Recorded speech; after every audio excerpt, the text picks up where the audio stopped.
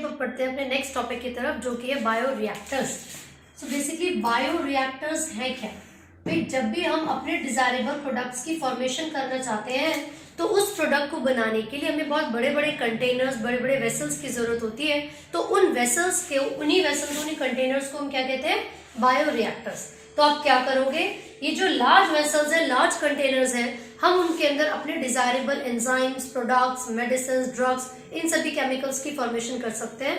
तो आपका जो रॉ मटेरियल है, जब भी आप 100 से 1000 लीटर्स ऑफ एनी प्रोडक्ट, किसी भी प्रोडक्ट को 100 से 1000 लीटर्स की क्वांटिटी में ऑब्टेन करना चाहते हैं, तो फिर हम इन्हीं लार्ज कंटेनर्स का यूज करते हैं, जिसको कहते हैं बायोरिएक्टर्स।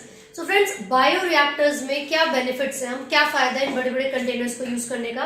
तो बेसिकली इसके अंदर आपको बहुत सारी फैसिलिटीज मिलती हैं, जैसे कि ऑप्टिमम टेम्परेचर, पीएच, इन सभी चीजों को आप इजीली मेंटेन कर सकते हो।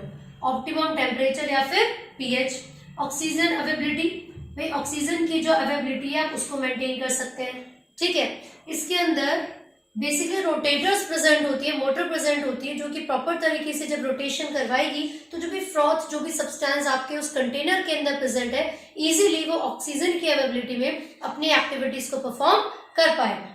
तो इसके अंदर ऑक्सीजन अवेबिलिटी के साथ साथ प्रेशर को भी मेंटेन किया जा सकता है, ठीक है। तो वो रिक्वायरमेंट्स जो कि चाहिए होती है किसी भी एक कंटेनर के अंदर अपने डिजायरेबल प्रोडक्ट को ऑब्टेन करने के लिए, वो सभी फैसिलिटीज इसके अंदर प्रेजेंट होंगी।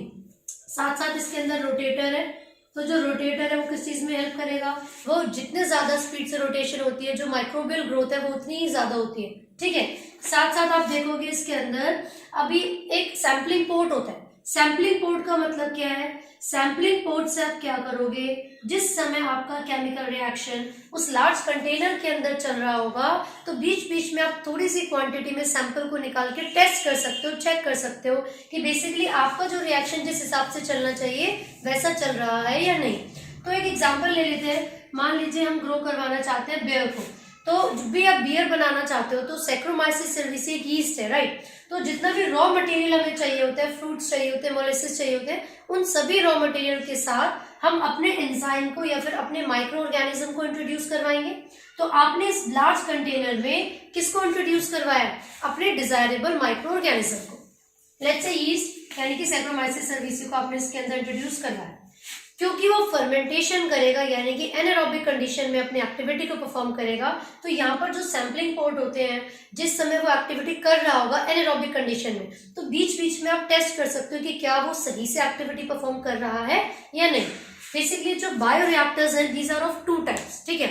एक आपका सिंपल स्टेरिड हो गया और एक स्पार्ज। जो सिंपल स्टेरिड है, जो बेसिकली बेस पे से कर्व्ड होगा, जो आपका स्पार्ज होता है वो क्या है? फ्लैट होता है। तो जो बायोरिएक्टर्स हैं वो 2 तरीके के हो सकते हैं, वो बेस पर से कर्व भी हो सकते हैं और सिलेंड्रिकल यानी कि फ्लैट भी हो सकते हैं, ठीक है। सभी बायोरिएक्टर्स में आपके डिजायरेबल फीचर्स की प्रेजेंस होती है, जैसे कि ऑप्टिमम टेम्परेचर या पीएच या प्रेशर को मेंटेन करना, या फिर ऑक्सीजन की अवेबिलिटी होना, या फिर रोटेटर होना, ठीक है। टाइम पर आप उसके अंदर वाटर की अवेबिलिटी को भी मेंटेन कर सकते हो। तो जो ब्लेड्स इसके अंदर प्रेजेंट होते हैं, वो ब्लेड्स क्या होते हैं? रोटेशन करवाने में हेल्प करेंगे, जो आपका ब्रॉथ है उसको कल्चर करने में हेल्प करेंगे। देन जो सैम्पलिंग पोर्ट इसके अंदर है, उसका यूज कर करके आप बार बार टेस्ट भी कर सकते हैं, ठीक है। तो आपने क्या किया, इसके अंदर अपने डिजायरेबल प्रोडक्ट्स को डाला, टाइम टू टाइम आपने टेस्ट किया कि आपका प्रोडक्ट सही से बन रहा है या फिर नहीं। फिर उसके बाद क्या होगा, हम डायरेक्टली ऐसा तो नहीं कर सकते ना कि जो प्रोडक्ट हमने बनाया है बिना लेबोरेटरी में टेस्ट किए, बिना उसको चेक किए डायरेक्टली मार्केट में रिलीज कर दे, नहीं। तो हमें कुछ स्टेप्स का ध्यान रखना होता है कि जो भी बायोरिएक्टर्स का यूज करके हमने नया प्रोडक्ट बनाया है, उस प्रोडक्ट को किस तरीके से हम टेस्ट करेंगे। जो भी लेबोरेटरी में टेस्ट होते हैं, उस टेस्ट के बाद अगर जरूरत पड़ती है तो प्रिजर्वेटिव्स को ऐड भी किया जाता है, ठीक है। और वो सारे स्टेप्स आते हैं डाउनस्ट्रीम प्रोसेसिंग। तो यहाँ पर आप पढ़ोगे डाउनस्ट्रीम प्रोसेसेस। तो चलिए हम यहाँ पर मेंशन कर रहे हैं डाउनस्ट्रीम प्रोसेसिंग। तो डाउनस्ट्रीम प्रोसेसिंग के अंदर सबसे इंपॉर्टेंट चीज 2 स्टेप्स है। 2 स्टेप्स है जो कि आपको याद रखने हैं। एक है सेपरेशन और दूसरा है प्योरिफिकेशन। सेपरेशन एंड प्योरिफिकेशन, तो ये दोनों ही स्टेप्स बहुत ज्यादा जरूरी है डाउनस्ट्रीम प्रोसेसिंग के अंदर, ठीक है। और अगर हम कोई पिकल बना रहे हैं या फिर कोई हमने जूसेस वगैरह बनाए, so we need to add some preservatives. हमें उसके अंदर कुछ प्रिजर्वेटिव्स को ऐड करने की जरूरत है। क्यों? क्योंकि हम चाहते हैं कि वो थोड़े लंबे समय तक अच्छे तरीके से रह सके, वो खराब ना, है ना। तो उसके बाद हम एक और चीज कर सकते हैं, वी कैन ऐड प्रिजर्वेटिव्स। तो जो प्रिजर्वेटिव्स है उनको ऐड करना भी जरूरी है, ठीक है भाई। इसके अलावा ड्रग्स के केस में जब भी कोई मेडिसिन, जब भी कोई ड्रग्स बनाए जाते हैं तो उनका जो केमिकल्स है, केमिकल कंपोजिशन, उसको टेस्ट किया जाता है। तो ड्रग्स के केस में उसके केमिकल कंपोजिशन को लेबोरेटरी में टेस्ट किया जाता है, ठीक है। Chemical composition is tested in laboratories. तो ये सब चीजें हम किस में करते हैं, डाउनस्ट्रीम प्रोसेसिंग, ठीक है ना। तो जो डाउनस्ट्रीम प्रोसेसिंग है, बेसिकली 2 स्टेप्स जो आपको याद रखना है, these are separation and purification. Market में अपने बनाए हुए प्रोडक्ट को डायरेक्टली रिलीज करने से पहले हमें उसको डाउनस्ट्रीम प्रोसेसिंग करनी पड़ती है, पैकेजिंग करनी पड़ती है, ठीक है।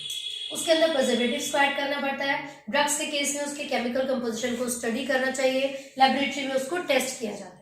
सो बेसिकली जो आपका चैप्टर नंबर 11 है बायोटेक्नोलॉजी, उसमें हमने काफी सारी चीजों को डिस्कस किया है and this is one of the important topics. तो बायो रिएक्टर से जो क्वेश्चंस पूछे जाते हैं वो पूछते हैं कि उनकी एप्लीकेशंस बताइए, क्या फायदे हैं या फिर कितने टाइप के होते हैं। तो जनरली ये डायग्राम भी आपसे पूछ लिया जाता है कि आप सिंपल स्टेरिड जो बायो रिएक्टर्स है उसके बारे में बताइए या फिर स्पार्श के बारे में, ठीक है। तो जनरली जो डायग्राम्स आपसे पूछे जाते हैं आपको उसको ध्यान रखना है प्रॉपर लेबलिंग के साथ, और वो किस चीज में यूज किए जाते हैं। एंड देन जो नेक्स्ट स्टेप होता है वो क्या है, downstream processing. I hope you like the video. अगर कोई भी डाउट्स है तो आप कमेंट कर सकते हैं। फॉर एनी क्वेरी आप नीचे कमेंट करें और हमसे पूछें। And do not forget to like, share and subscribe. Thank you.